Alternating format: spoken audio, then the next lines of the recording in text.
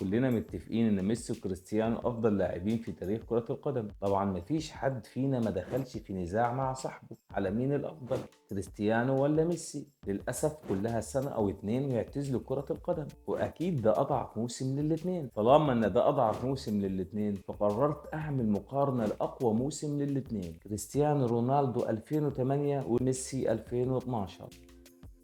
قبل ما نبدأ الفيديو صلي على النبي واشترك لي بالقناة واعمل لي لايك ويلا بينا. خلينا نبدأ مع كريستيانو. نسخة 2008 مع اليونايتد حقق فيها الكرة الذهبية والحذاء الذهبي ولقب الدوري الإنجليزي وهداف الدوري الإنجليزي وهداف دوري أبطال أوروبا، كأس الاتحاد الإنجليزي والدرع الخيري، كأس الرابطة الإنجليزية وكأس العالم للأندية، وأفضل لاعب في أوروبا وأفضل لاعب في العالم وجائزة بوشكاش وجائزة لاعب العام في انجلترا. كريستيانو في نسخة 2008 هو اللاعب الأكثر اكتمالا على مر العصور، وأكثر لاعب يراوغ 223 في سنة واحدة على مر التاريخ. كريستيانو رونالدو في 2008 مع مانشستر يونايتد حقق إنجاز تاريخي محدش في العالم قدر يحققه، 17 جائزة، وده رقم تاريخي. أول مشاركة لرونالدو كانت لحظة أسطورية، الجمهور شايف عيل واقف على الخط لابس فانلة رقم 7 سابغ شعره اسمه رونالدو على اسم رونالدو الظاهرة، وتعبيرات وشه مغرورة. رونالدو ينزل ملعب ولاد فورد للمرة الأولى وكمان لابس رقم الأسطورة ديفيد بيكهام، ويتسبب في ضربة جزاء لليونايتد ومفيش كورة بيلمسها غير لما يروح واحد على واحد ويعدي. والحماس زاد عند الجمهور والثقة عند رونالدو كل يوم بتزيد مع كل ترقيصة بيعملها على مدافعين كبار في الدوري الإنجليزي، وبيعمل لقطة تاريخية قدام أشلي كول، حرفيا كان بيهين أي مدافع،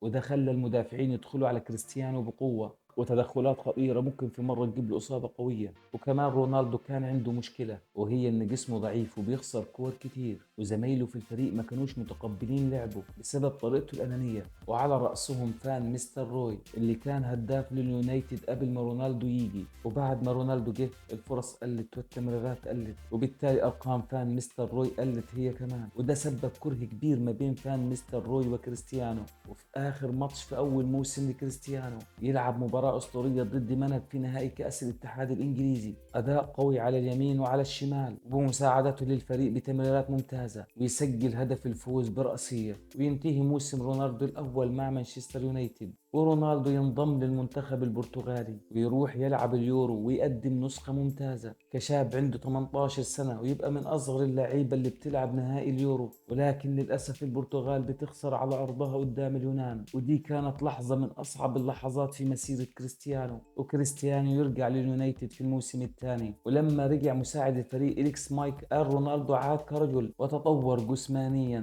حتى ملامح وش كريستيانو اتغيرت. ويبدأ الموسم الثاني في تطور كبير في أداء رونالدو، تسديد من بعيد بقوة برجله اليمين وبرجله الشمال، وتمريراته سريعة بقيت بتضرب الخطوط. ولكن لسه كان نفس العيب في كريستيانو وهو الأنانية المفرطة في كل كورة. بس كريستيانو كان بيتطور بسرعة في الموسم ده. كان في ماتش ظهرت فيه شخصية كريستيانو الحقيقية، الأرسنال ضد اليونايتد في الدوري، تيري هنري ارتكب خطأ لا يغتفر، كان أول من استفز رونالدو، ولكن لم يكن يعلم أنه سوف يعاقب الجميع. وبعد اللقطة دي رونالدو سجل هدفين الفوز على الأرسنال وعمل رومنتادا لليونايتد وقدم ماتش عظيم خلى جمهور اليونايتد يحترموا كريستيانو. أرقام كريستيانو في أول موسمين كانت لحد ما أرقام ضعيفة. الموسم الأول لعب 40 مباراة سجل وصنع 14 جول، وفي الموسم الثاني لعب 50 مباراة سجل وصنع 18 جول. أرقام رونالدو في الموسم الثالث كانت أفضل من أول موسمين عشان ساهم في 21 هدف من 41 مباراة. لسه كريستيانو مش ناضج بالشكل الكافي، واحدة واحدة رونالدو بدأ يكون سريع أكتر من الأول، تسديداته بقيت أفضل، مهاراته الفردية بقيت بتخدم على الفريق مش استعراض بلا هدف،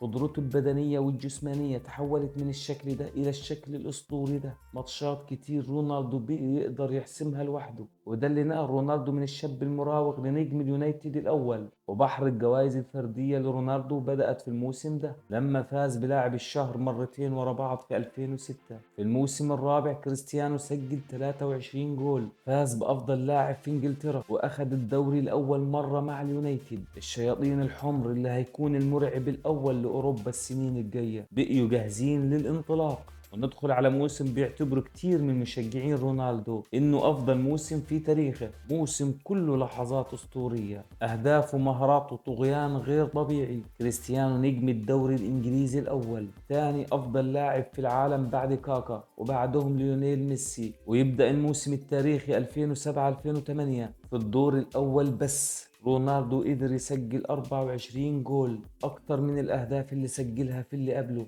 رأسيات عالمية ولعب إيجابي على المرمى وتسجيل بالقدمين وضربات حرة مباشرة أسطورية. الشياطين الحمر ينفجروا في الدوري الإنجليزي، وكريستيانو كسب الجوائز اللي قلت لكم عليها في أول الفيديو. ونيجي للأسطورة ليونيل ميسي نسخة 2012 اللي ميسي كسر فيها فنون الطبيعة وسجل فيها 91 هدف في سنة واحدة بس، واحدة من أعظم نسخ البولجا، النسخة اللي اتسجلت في موسوعة جينيس للأرقام القياسية سنة 1972. مهاجم بايرن ميونخ الألماني الفتاك جيرد مولر عمل إنجاز تاريخي، سجل 85 هدف في سنة واحدة وكسر رقم الجوهرة السمراء بيليه اللي كان مسجل 75 هدف في سنة 1958. انا بس عايزك تستوعب الرقم، انت فاهم يعني ايه 85 جول في سنة واحدة؟ المهم ان السنين بتعدي ومحاولات ان الرقم ده ينكسر لكن كلها بتفشل، زي الظاهرة رونالدو اللي سجل 59 هدف سنة 97، وروماريو سجل 72 هدف سنة 2000، وكريستيانو رونالدو سجل 60 هدف سنة 2011. وهنا خلاص كلنا اتأكدنا ان الانجاز ده هيكتب تاريخي باسم الاسطورة جيراد مولر، واستحالة حد يعرف يكسره. وبعد 40 سنة من إنجاز جيراد مولر التاريخي نوصل لسنة 2012، شاب أرجنتيني عنده 25 سنة بيلعب هجوم في واحدة من أقوى الفرق في الوقت ده، اسمه ليونيل أندريس ميسي. قال الرقم ده أنا عايز أكسره وقتي. وفي سنة 2012، ودي سنة ميلادية مش موسم واحد يعني، كانت مقسمة لجزئين. أول جزء هو نهاية موسم 2011-2012، والجزء الثاني بداية موسم 2012-2013. الجزء الأول من سنة 2011-2012 زي ما قلت لك ميسي سجل 51 هدف، أرقام إعجازية من ليو، بس ما قفلتش قفلة حلوة على مستوى الليجا. الملك ريال مدريد احتل المركز الأول ب 100 نقطة، وفي دوري الأبطال برشلونة طلع من نصف النهائي. وتيجي للجزء الثاني من السنة اللي هو بداية موسم 2012-2013، الكل كان متوقع سقوط النادي بعد رحيل كلمة السر وهو بيب جوارديولا وتولي تيتو فيلانوفا اللي فاجئنا وقدر يخطف الدوري من مدريد. وليونيل ميسي كان بيقدم أداء ما يتوصفش، تسجيل من كل الأماكن بكل الطرق، ضربات جزاء موجود، فاولات شغال، ترقيص ولبات ودي بتاعته. أصلا ميسي السنة دي ما كانش بيقدم متعة، لا ده كان بيقدم رعب. قدر يسجل في النصف الثاني 40 هدف، واخيرا يكسر رقم جيراد مولر ويسجل 91 هدف. سجل 79 هدف في 60 لقاء مع برشلونة، و12 هدف في 9 لقاءات مع المنتخب. مستوعب اعجاز يا صاحبي؟ عايزك تتخيل معايا ان لاعب واحد اسمه ليونيل ميسي سجل اكتر من انديه بكل نجومها زي ما انت شايف كده، لدرجه ان جيراد مولر طلب من ميسي تيشيرته الموقع. بالنسبه للانجاز اللي هو عمله، طبيعي اي متحف لاي نادي بيكون فيه انجازات النادي زي القاب الدوري، القاب دوري الابطال، كؤوس، بس اللي غير طبيعي انك تلاقي تيشيرت ليونيل ميسي في متحف الباير موقع منه شخصيا كذكرى ان ده اللاعب الوحيد اللي قدر يكسر رقم اسطورتهم جيرد مولر. ودي الحاجة الوحيدة اللي في المتحف اللي ملهاش علاقة بالنادي. وميسي في نفس السنة فاز بالدوري الأسباني وخرج من نصف نهائي الكاس من ريال مدريد بنتيجة 4-2 بمجموعة المباراتين، وخرج أيضا من دوري الأبطال من بايرن ميونخ في النهائي بنتيجة كبيرة 7-0 في مجموع المباراتين، وتوج بالكرة الذهبية الثالثة على التوالي، وفاز بجائزة هداف دوري أبطال أوروبا وأفضل مهاجم في أوروبا وجائزة أفضل لاعب في الليجا، وطبعا هداف الليجا في موسم 2012. قول لي بقى مين الأفضل على مر التاريخ، كريستيانو ولا ميسي؟ والسلام عليكم ورحمة الله وبركاته.